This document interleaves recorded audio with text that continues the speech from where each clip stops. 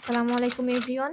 এতদিন তো আপনাদের সাথে অনেক কথাই হলো। কিন্তু আজ হচ্ছে আমি আপনাদেরকে রিডিং সম্পর্কিত কিছু প্রো টিপস দিব, যাতে আমাদের রিডিং সম্পর্কিত যে ভয়-ভীতিগুলা আছে এগুলো আমরা ওভারকাম করতে পারি।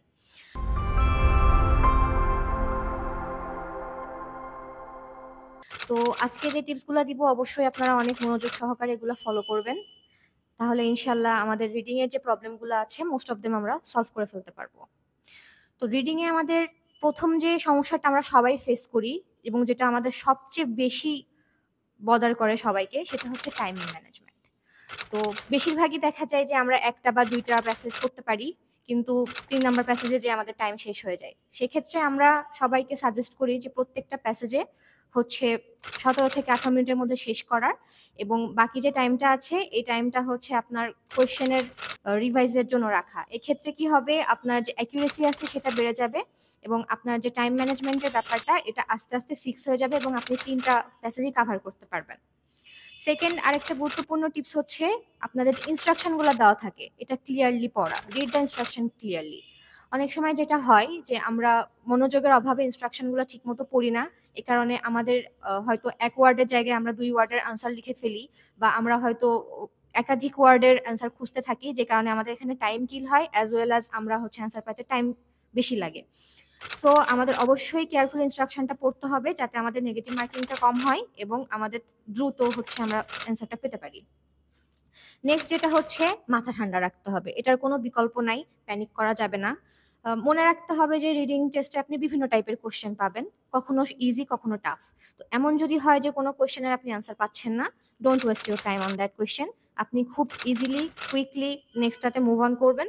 করে সেটার অ্যান্সার করে যদি লাস্টে আপনার কাছে টাইম থাকে তাহলে আপনি যেটা পারেন নাই সেটা দেখবেন। না হলে আপনি একটা আন্দাজ করে দিয়ে দিবেন। কিন্তু ভয় পাওয়ার কিছু নাই যে এটা আমি পারছি না, এখন আমার কি হবে? আরেকটা জিনিস আমাদের মনে রাখতে হবে, অবশ্যই it is a vocabulary test. আপনাদের রিডিং প্যাসেজ পড়লেই বা প্র্যাকটিস করলেই জানতে পারবেন যে আপনাদের ভোকাবুলারি ইজ আ মাস্ট। তো একটা প্রো টিপস হচ্ছে ভোকাবুলারি বেশি এনরিচ করা, পাশাপাশি প্যারাফ্রেজিং সম্পর্কে আইডিয়াটা এনহ্যান্স করা। Don't try to understand everything. সবকিছু বুঝতে চাইলে আপনাদের প্যানিকিংটা বেশি হবে এবং কনফিডেন্স লেভেলটা চলে যাবে। যে কারণে অনেক সময় আমাদের ভালো প্রিপারেশন থাকা সত্ত্বেও রিডিং টেস্টে যে আমরা ভুল করি, যে আমরা সবকিছু বোঝার চেষ্টা করি। সবকিছু বোঝার চেষ্টা না করে ইম্পোর্টেন্ট যে কিওয়ার্ডস গুলো আছে সেগুলোর উপরে ফোকাস করবেন এবং আন্ডারলাইন করবেন। আন্ডারলাইন কিওয়ার্ডস হচ্ছে আমাদের অনেক গুরুত্বপূর্ণ একটা পয়েন্ট। এটার ফলে কি হয়, আমাদের যে রিকোয়ার্ড অ্যান্সারটা সেটা খুঁজে পেতে আমাদের জন্য ইজি হয়। যার ফলে আমাদের টাইমটাও এখানে সেভ হয়ে যায়। And lastly, practising is the ultimate solution. প্র্যাকটিসের কোনো বিকল্প নেই। একদিন প্র্যাকটিস করে আপনার যদি মার্ক কম আসে এখানে, ভয় পাওয়ার কিছু নাই। প্র্যাকটিস করতে, করতে you will improve for sure. I hope এই টিপসগুলো ফলো করলে আপনাদের অনেক বেশি উপকার হবে এবং রিডিং এর যে প্রবলেমগুলো হচ্ছে বা যে ভয়টা আছে সেটা কেটে যাবে।